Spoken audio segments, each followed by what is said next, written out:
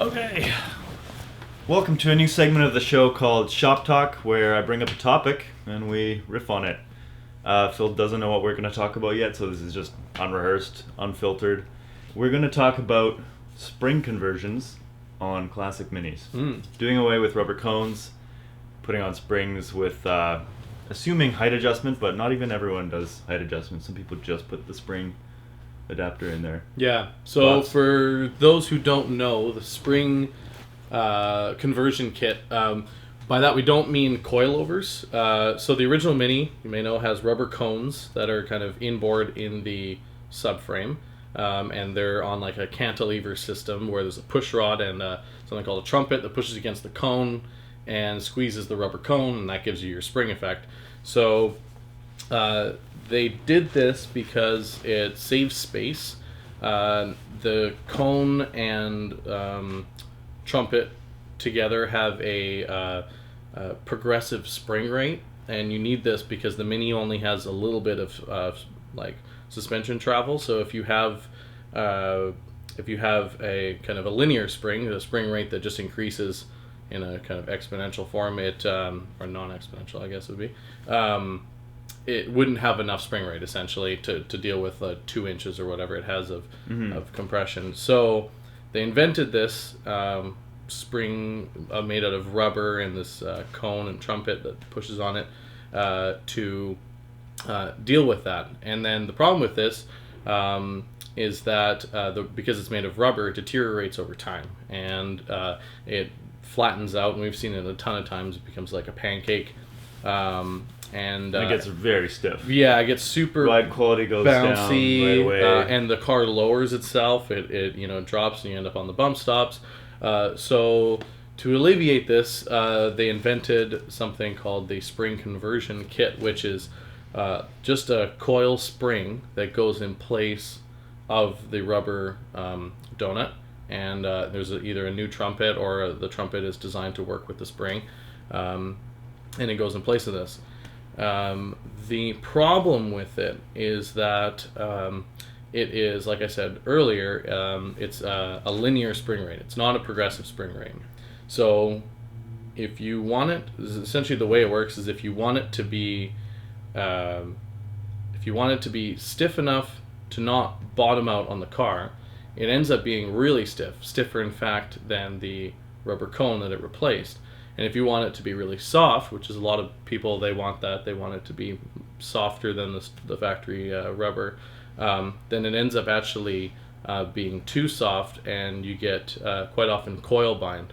And we've actually seen a couple times that the spring has broken, and that will happen too. If you imagine the spring is compressing and then it's bottoming on itself, you can actually snap the spring.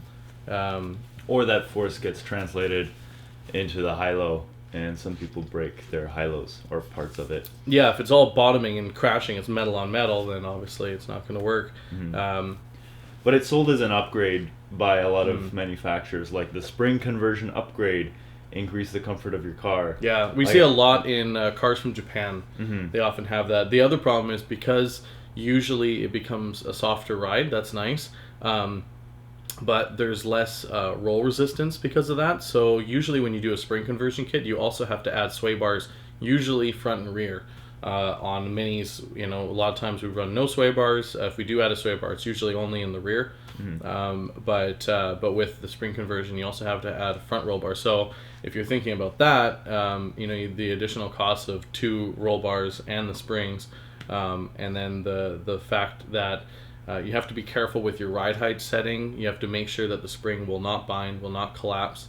And then you have to choose the correct spring rate that will give you a firm enough ride not to bottom, but soft enough to be comfortable. Yeah. We found an interesting thing with ride height and springs, and that was even with high-lows, you have a small window where the ride height is ideal because adding preload to the spring and kind of fighting the shock and the suspension assembly. And the sweet spot we found was a little high. Everyone pretty much has to set their ride height quite high with spring conversions, which is understandable given how little suspension travel you have to work with. You can't have a super low ride height and springs. You also can't have too high of a ride height too, because if you go too high on the ride height, then your spring will collapse on itself, will bind before the bump stop hits. And in the case of the rear of a Mini, the factory rubber cone setups don't have rear bump stops. So you're relying on either the bump stops built into the shock, or you have to add one of the bump stops from the hydroelastic car, because otherwise the spring is going to collapse and bind and possibly break. So the other type of spring conversion kit that they sell is a coil-over. So it's you take out the factory kind of cantilevered system and you replace it with a shock absorber that has a spring over top of it, a coil-over. And these work in a more conventional way. I mean, most cars on the market now are set up like that. But the problem is that on a Mini, the factory shock absorber damper placement is not designed to actually hold the load of the vehicle. The load is transferred into the subframes, front and rear, and then the subframes, like the body sort of rides on the subframe. So all the loads are put into the subframes. But when you put a coilover kit on, you are putting the suspension loads into the body of the car onto these small little trusses that are in the front. It's a little bracket that's bolted on with 4 little 7/16 bolts, and then on the back it's just going onto these little thin sheet metal pieces that normally just hold the dampers, which don't really take that much load. So if you do want to put in a coilover system, they can work fine, but you have to pay attention to that. If you have any rust or if it's a weak pickup points there, you got to really look at that. And then you've also got, a good idea is to brace it, triangulate it, weld it, add some thick sheet stock on top of that. So there's a lot of work involved in either of those things. Have you heard of people running split systems? Cones up front, springs in the rear, or vice versa? Yeah, I've seen a couple times where people will do that, but usually it's from like, oh, I got a deal on this front coilover setup, and not like this is what I'm choosing to do.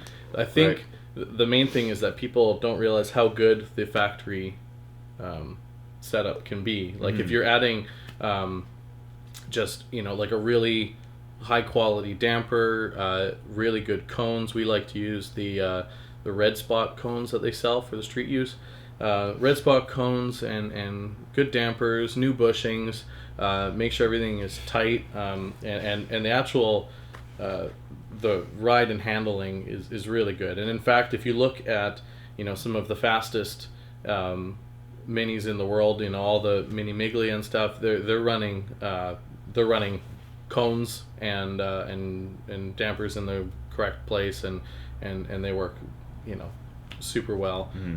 And we know we've done many cars now that we've built that have kind of our setup, our ideal suspension setup, which we detailed in another video, and it rides great. I mean, they're a Mini, they're always going to be bumpy. The thing is, you've got, I think it's at normal ride height, it's like 1.5 inches of bump and 2 inches of droop on the suspension, which is not a lot. So they're never going to have that plush, really comfortable ride. But with essentially the more expensive the dampers you buy, the better the ride. And then change out the factory cones, and they work great. I mean, you'll have to replace them every 4 or 5 years if you use the car a lot, but that's not much compared to if you imagine spending $3,000 on a really good coilover setup for kind of a modern car. For way less than that, you can have a really high quality riding Mini. What some people forget is that if they're thinking of doing the spring conversion, rubber cones inherently have damping properties because it's made of rubber and it's going to take some of the impact. So your dampers actually don't have to do as much work. So and also with the springs, it's metal on metal. It's metal on metal, and your shock's gonna have to do a lot more work. So you probably want to go with adjustable shocks, is what I would recommend. And for street use, probably full soft. Start there if you're going for comfort. Usually the reason most people will go to springs is because they want it to be a more comfortable ride, more modern feeling. And it can work. But like we said before, it has to be set up properly. You have to make sure that they're high quality springs, and then just what I would do is cycle the suspension once it's put together. Put like one wheel under a jack and lift it up, and make sure that you have a bump stop in place so it's not going to coil bind. Make sure that you're not too low to be coil bonding or too high that under full droop the spring is going to pop out. So you don't have as much adjustment there when you are doing the spring conversion, but we always just recommend sticking with the rubber cones. Honestly, they ride really, really good when set up properly, and it's also part of the kind of mini experience is to have that little bit of a bumpy kind of go-karty feeling. You don't want it to be some kind of Waverly car that just kind of ride. It's not supposed to be a Cadillac. So yeah. I mean, we both have an idea of what the springs ride like, but how would you describe it? Because I would say it wanders more with springs, and if you take a corner, you definitely notice that it's not using anti-roll bars. If that's the case. It's both like too soft and like jarring at the same time. Yeah, jarring. There's not enough travel for springs to work properly. Like on a flat road driving, it will feel very comfortable because it kind of undulates, and then you hit a bump and it sort of crashes. And then a lot of times when you take a hard corner, if they're not set up correctly, you'll feel like the little spring kind of come loose a little bit in its seat and then come back down. So there's a little bit of a clunk clunk that happens. And then minis are buzzy and kind of, there's a lot of NVH in them to begin with, and then to add another metal on metal sound, it just makes it feel a little bit less premium, I guess. If you can imagine, especially with a car that has all rubber bushings in it, and then the rubber cones, there's a lot of kind of compliance there, which is really nice to like remove that sound and that kind of feeling from the car. But when it's tight, it feels really good. That's we really like that feeling of having it be tight. It might be a little bouncy, but when you go over a bump, it's a thud rather than a crash. If that makes sense. So yeah. Should cue some sound effects. Yeah. Foley noises. Yeah. Well, that's 10-15 minutes of talking about metal versus suspension. You think anyone's watching anymore? Yeah, I don't know. Yeah. Maybe the suspension nerds out there. If you are watching up to this point, please hit like if you haven't yet, and consider subscribing to our channel for more stuff, mini stuff, all kinds of stuff under the sun. Yeah, and if you have any other ideas for future conversations we should have, and other points and topics you want to talk about that are mini related, put them in the comments below, and we'll see you on the next one.